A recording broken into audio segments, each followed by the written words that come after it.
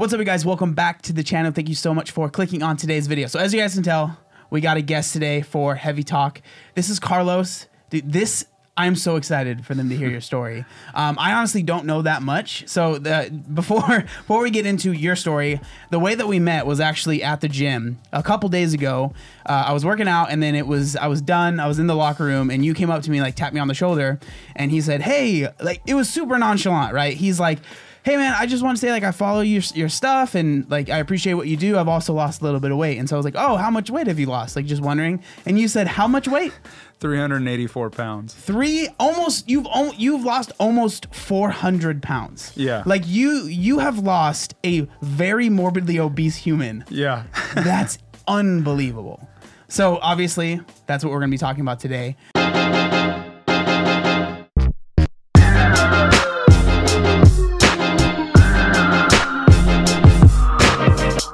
What was your heaviest weight? My heaviest recorded weight was 611 pounds. Jeez, 600 pounds. Yeah. And so how old are you now? I am 34. 34. And how tall are you? 6'3". Okay. So people always ask that. So, yeah. I mean, I'm just curious, like, were you someone that kind of gained weight all throughout your childhood? Like, how did you end up being 611 pounds? Yeah, it wasn't one of those things where I held my figure well and let myself go. I was, from like a very early childhood, I was always a heavy set kid. You know, throughout junior high school, college, trade tech school, I was always a heavy guy. It got really bad, I want to say somewhere around 2014, 2015. I was diagnosed with diabetes, and you know, things that unravel from there, you know, the hypertension, sleep apnea, the high blood pressure, things like that, you know, and I just spiraled. Were you like in like middle school and in high school? Because I remember when I was in high school and middle school, like I was already like the biggest kid. Did you have the same experience? Oh yeah. I was, in any class I was in, I was always the biggest, heaviest kid. Mm-hmm. So. Did you do any sports or anything like that? Like, what do you think were the things that led you to be as big as you were? Just poor eating habits. I was never really active. I mean, I didn't really play sports, you know. I mean, typical childhood thing. We would go to the pool during like spring and summer. And even that was a pretty uncomfortable experience. I didn't really get into sports until high school. I played like, you know, football, and, you know, at that point it pays to be a big guy, especially if you're, you know, playing a lineman or something. But that's really it. I was never really somebody that, you know, was like extremely physically active or anything like that. I was really just more about TV, and not so much video games, but like just TV, reading, and food. Unfortunately, you know, it's one of those things where I was really, really into food. You said that in 2014, yeah, you were diagnosed with diabetes. Yeah. Now, what led up to that? Were there issues that you were having that you kind of noticed? Because I know that, like, for me, for example, I remember when I was at my heaviest, I started noticing that my feet were scabbing really bad. And I remember I brought that up to my mom, and I didn't know that was like a side effect kind of thing. So I was like, oh, I just have like athlete's foot or something like that, you know? And she kind of got freaked out. And when she got freaked out, it freaked me out. And then I was like, okay, I'm never going to talk about this again. Because like the way that I handled things was like, I just pushed it down and pushed it away. So did you have like symptoms that led you to go to the hospital, or did you have like a serious issue that, you know what I mean? I did. It was something, it's one of those things that you don't notice it right away, so it becomes a gradual thing, and it's kind of like frog starting to gradually boil in hot water. So I would notice, especially like in trade school, I was in my early 20s. I was living on my own, so I didn't really have anybody to kind of like check me and say like, hey, you may want to notice this issue. I had been at like big and tall stores since I was in junior high, so that was no surprise. I started noticing like I had a hard time going upstairs, and I don't mean like, oh, I'm winded. I meant like I would find any excuse not to have to go up a flight of stairs. So things like that. If I ever fell asleep or dozed off and I had my feet on the floor, my feet would swell to the point where I either had a hard time getting shoes off or had a hard time putting them back on. Wow. So, I mean, it was, you know, I noticed gradual things, and then you know, but my blood work always came back relatively normal. So I would kind of tell myself, oh, I'm no, I'm healthy. I'm just heavy. It's funny how much denial can go. Like, because I'm assuming by then you're at like at least 400 pounds, right? Easily, yeah. And so you're like, well, my blood work's fine. Yes, I'm 400 pounds, but I am healthy for a 400 pound. Like, Exactly. You know, and it was one of those things where even going to the doctor's office, now you got to keep in mind, this was back in like 2011, 2000, actually, no, like earlier than that, like 2008, 2009. They hadn't really fully embraced bariatric scales. So that scale went to like 350, and they'd be like, well, do you know how much you weigh? Yeah, no, I'm around 390. I was 390. I'm like 360 for sure. Yeah, you know? So it was like, I was 390 like a woman was 25. So it's like, you know, it was just, yeah. Stayed 390 for 5 years. Exactly, you know? So, you know, and then I would notice things like once I graduated trade school and began working in automotive, I started noticing things shortly before I was diagnosed. Like I couldn't bend down to like appropriately lift a vehicle very easily. So it became one of those, hey man, could you do me a favor? Can you help me rack this car? You know, hey, could you do me a favor? Can you help me carry these things? How, like, I know that you don't know exactly how much you weighed, but if you were to give a ballpark, like, how much do you think you weighed when you were diagnosed with diabetes? By like, that time, I had to have been solidly into the mid 400s, if not low 500s by then. And so you start noticing that basically just everyday things are getting very, very hard. Yeah. And that's one of those things that I talk about all the time when it comes to like the differences now versus when I was at my heaviest. Like I remember when I was at my heaviest, I didn't even like to bend down and tie my shoe. Like it's not that I didn't like it, I couldn't, right? Yeah. So I would put my shoe on my lap, tie it, and then just slip my foot inside of it. And it's crazy, like the fact that you were doing this job, like working on cars, like that does require some form of mobility. Did anything ever go through your head where you're like, there's going to be a point where I can't do this anymore?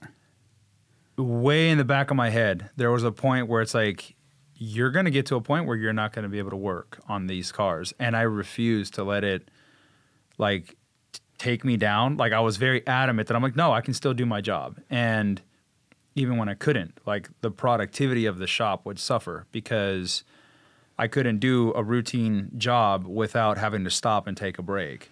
You know, it's funny that you mentioned the thing about tying your shoes because I used to actually put my shoes on first and then put my pants on because I couldn't do both. I couldn't do it the other way around. I couldn't put my pants on and then physically lift my leg and tie my shoe. Oh, because it would just be like too tight? Just too tight, too much. Like Wow. I had like the stomach and your in the pants were way- so big that you and- could fit your Yeah. shoe through them. Yeah, exactly. Wow, that's Yeah. funny. Yeah, it's funny how like little things like that. Like one of the things that I say a lot is I wasn't living, I was just existing, and I think Yeah. that what you're explaining is exactly that. Yeah. Like you were literally just existing throughout your day and doing, like, for me, I don't know why I was the way that I was as far as being so afraid of dying, but like for some reason I was 20 when I started losing my weight, right?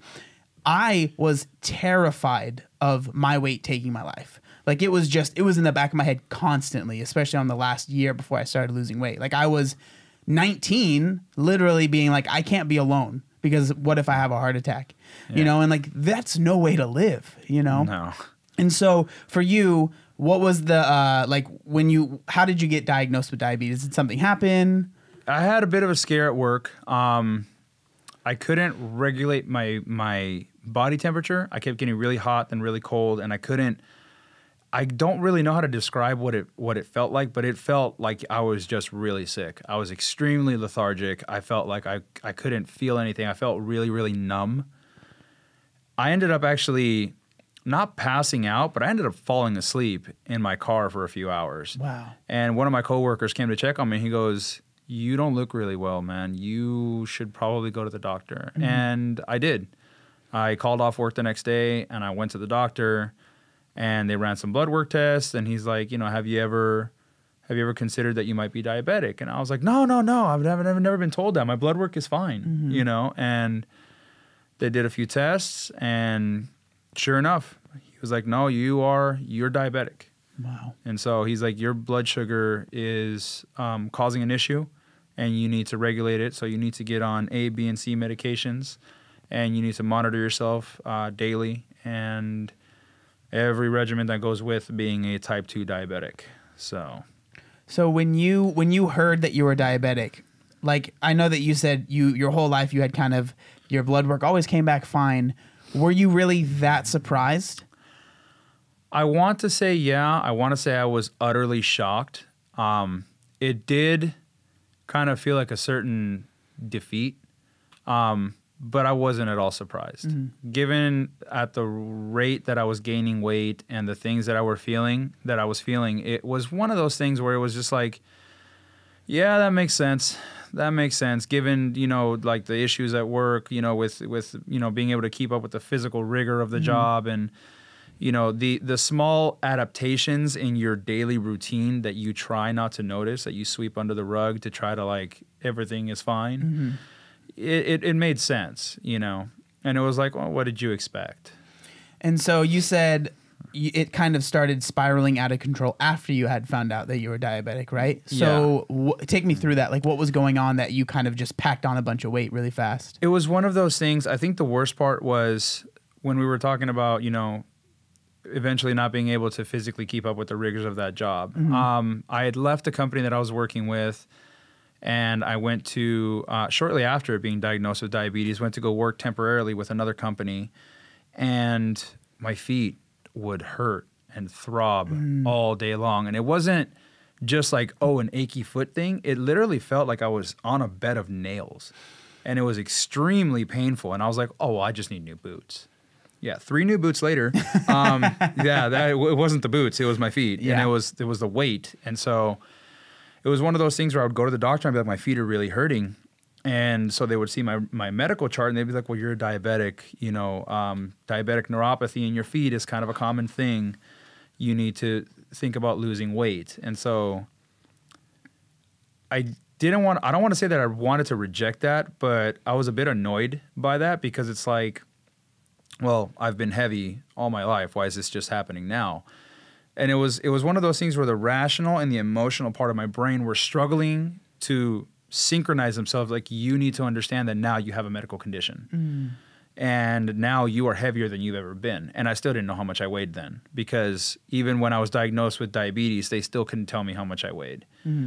So I left that company that I was working for in the interim, and I went to go work for a major automotive corporation.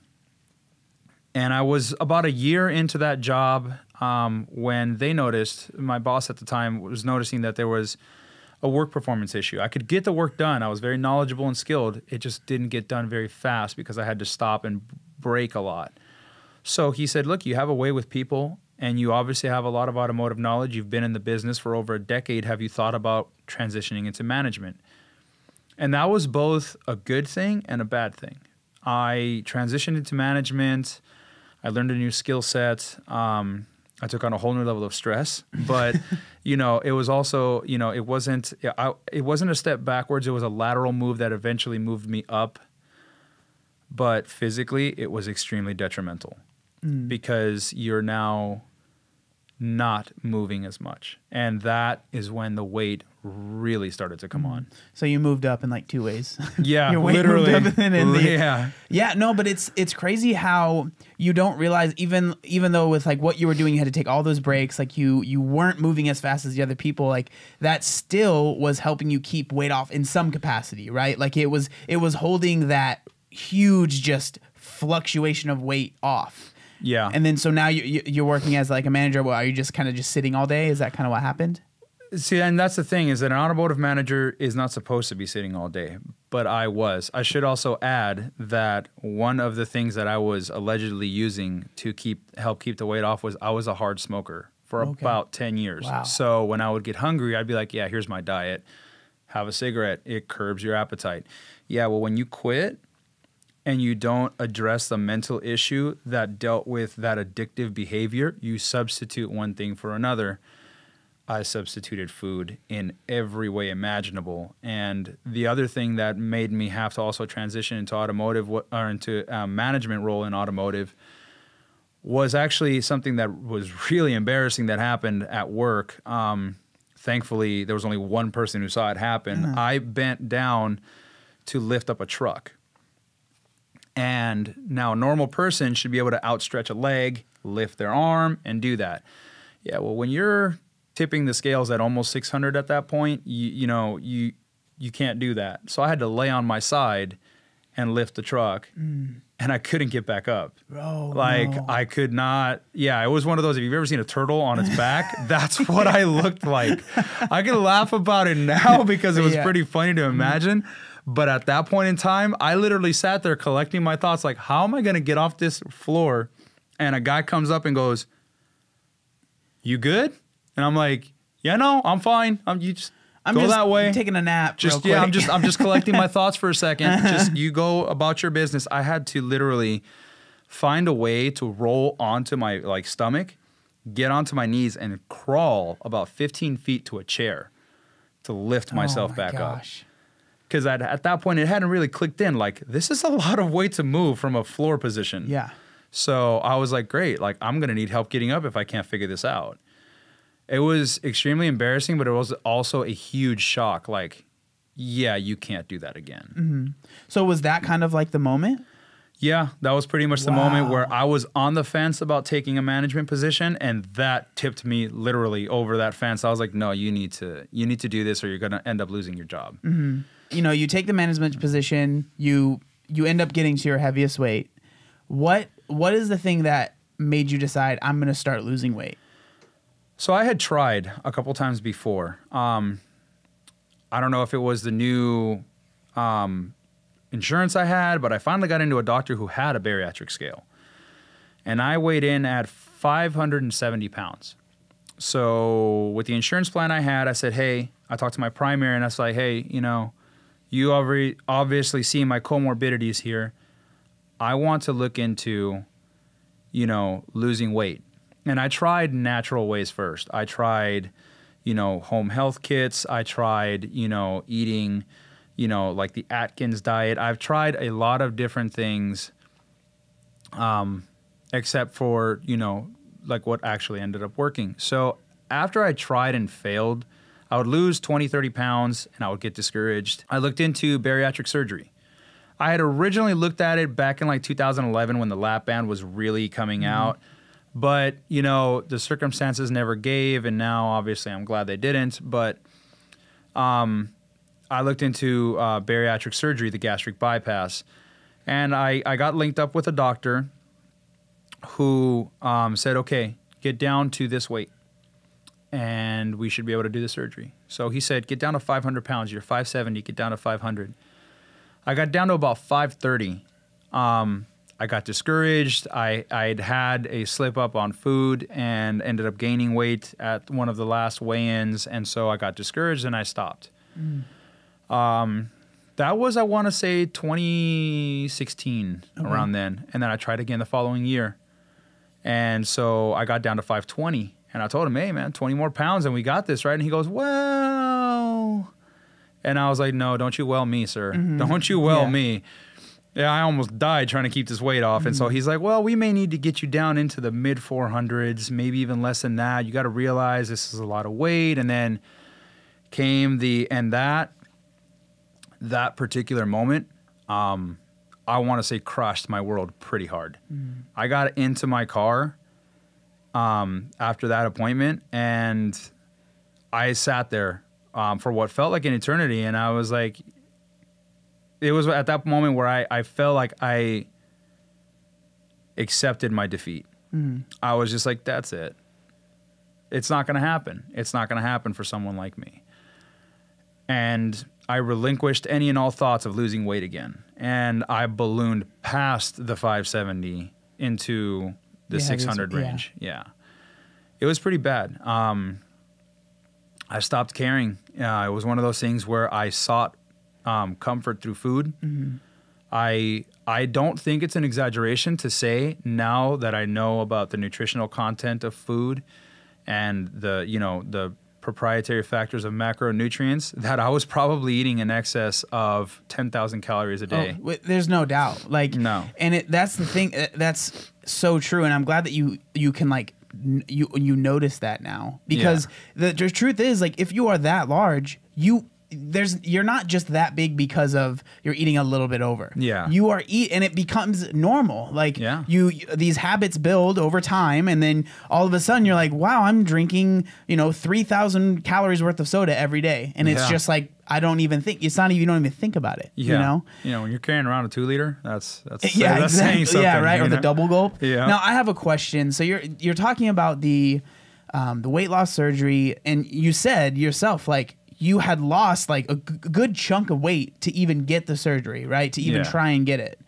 So when that's happening, I'm just curious, because obviously I never had the surgery or anything like that. So I'm Yeah. curious, like, and a lot of people, they think that just getting a surgery is like the easy way out, which I yeah. definitely don't believe that, especially with someone that's, 600 pounds, like something has to happen there. Yeah. But I'm just curious, because you did obviously lose something like 80 pounds on Yeah. your own. What's going through your head that's kind of saying, I still need the surgery, right? Because you're obviously able to lose that weight, but Yeah. why is it not, instead of, well, I'll just continue losing weight this way, why is it I still need to get the surgery? One of the biggest issues that I had to deal with was the fact that I had massive hunger pangs.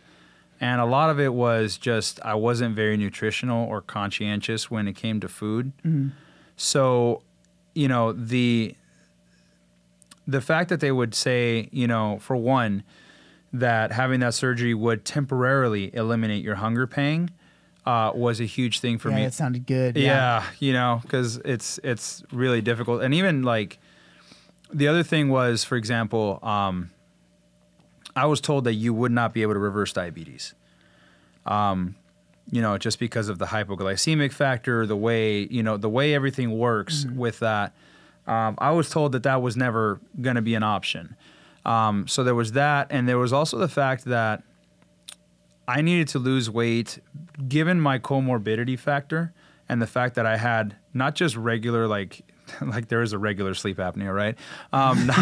Not just regular sleep apnea, but super sleep apnea. Yeah, I had like don't you dare fall asleep anywhere sleep apnea Wow. without a machine, because That's so scary. yeah, it was one of those things where I had issues to the point where I wasn't able to sleep in my bed for years because I had to sleep on a couch or a recliner because I couldn't sleep had to laying get up, down. yeah. I had to be laying, because I felt like I would gasp for air. So I needed pretty much emergency intervention at 611 pounds. I could not function. I was practically sedentary. The only reason I still had a job was because I was really good with customers. So, excuse me. It was one of those things where I didn't have the luxury of time Yeah. to say, like, I have a couple years to lose this weight. It was one of those, I probably wouldn't have made it to this year. No, see that's such a good point. Like people ask my opinion on surgery, and I've always said I think that it should be the last option, right? Like there are so many things that do work. Yeah. But like if surgery, like for you, you're a perfect example of it was either that or death, basically. Yeah, it was- as yeah. morbid as that might sound, like that's the truth, you know?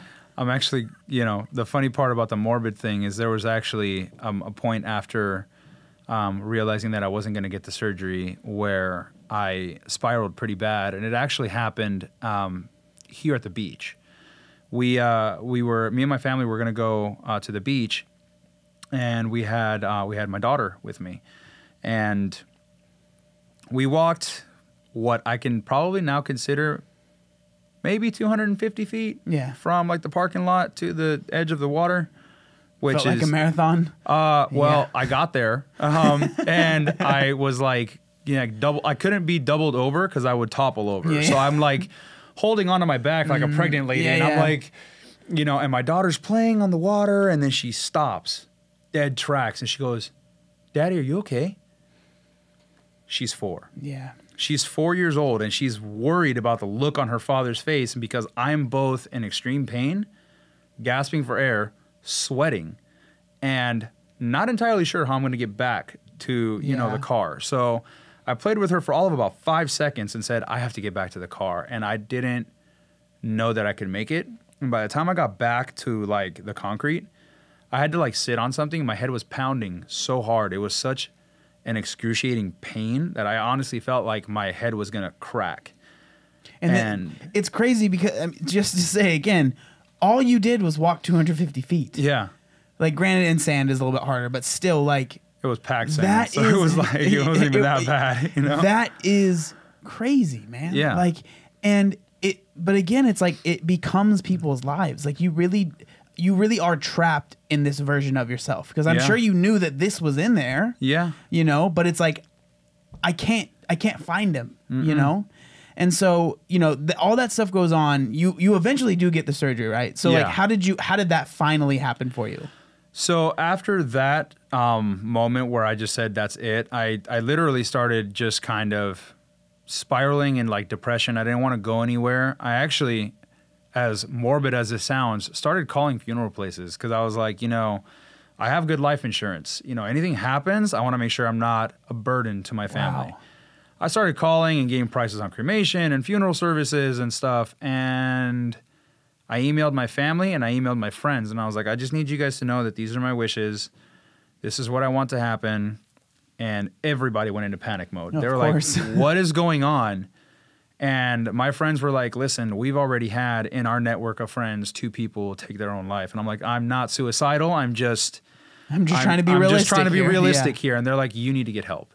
So I sought help from a therapist that specializes in morbid obesity and behavioral eating.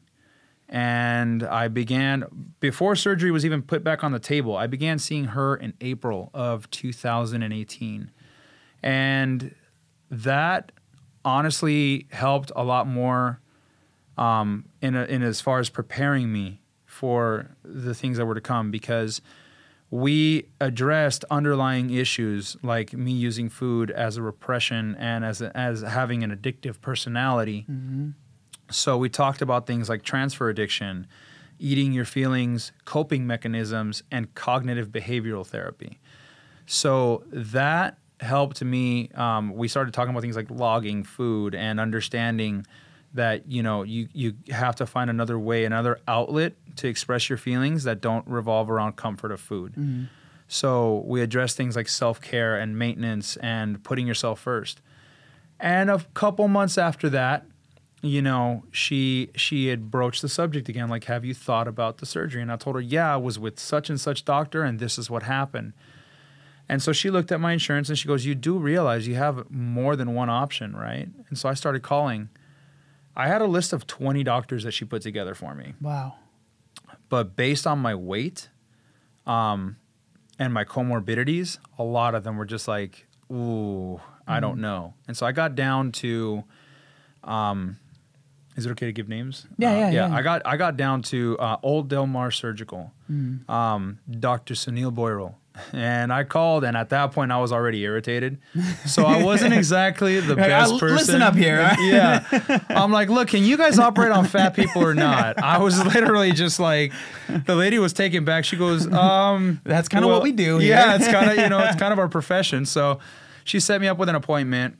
And at that point, I wasn't expecting much. I was expecting ooh, you're a big guy, you know. They see you, they're like, never mind. Yeah. It's crazy to think that you got to a point where you were too big to get weight loss surgery. Yeah. That's wild to think about. Sorry. Oh no, it is wild to the point where I was just like, maybe I should audition for my 600-pound life. No, that dude'll do it. Mm-hmm. And so I talked to the doctor, and this is the minute I met him, this is how I knew. And even then, I was very skeptical. This is how I knew it was going to be different. He came in for what doctor ever hugs you unless you're dying? Yeah. Like, and for all purposes intended, you know.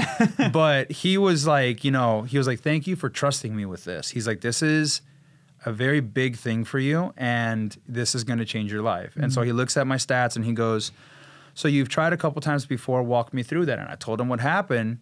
And the first thing he says goes, well, that's stupid. If you could get down to 400 pounds on your own, you wouldn't need me. And I'm like, well, yeah. That's kind of what I was saying. Yeah. You know, and so, you know, he looked at the comorbidity and everything, and he goes, hey, I do need you to lose some weight, but I'm not going to dangle a carrot in front of you. He goes, get down to 550.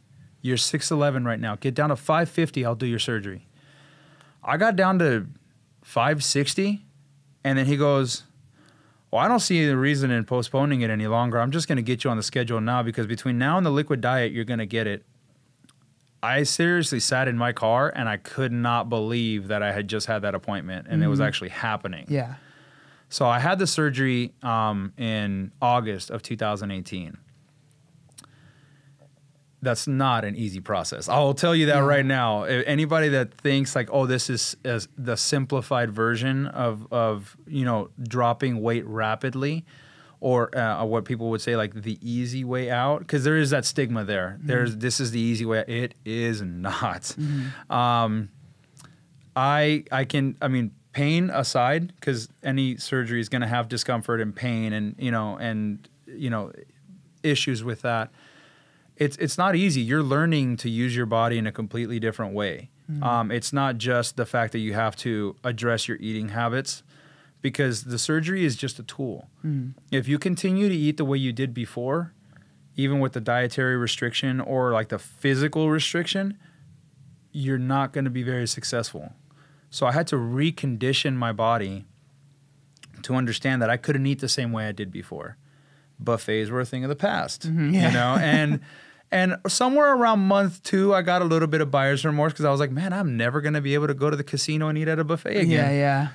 And that quickly went away. I was like, well, What surgery did you get? The gastric bypass. Okay. So that was probably the biggest life-saving thing that's ever happened for someone like me. Yeah. Because it really, between that and then taking up, the nutritionist advice and my therapist's advice of diet and exercise and monitoring my food, you're learning things again for the first time. So it's not as simple as, just modifying things. It takes a lot of effort and conditioning, and you have to basically retrain yourself on how to use your body the right way. No, yeah, man. I mean, I think it's insane. Like how you 385 pounds, man.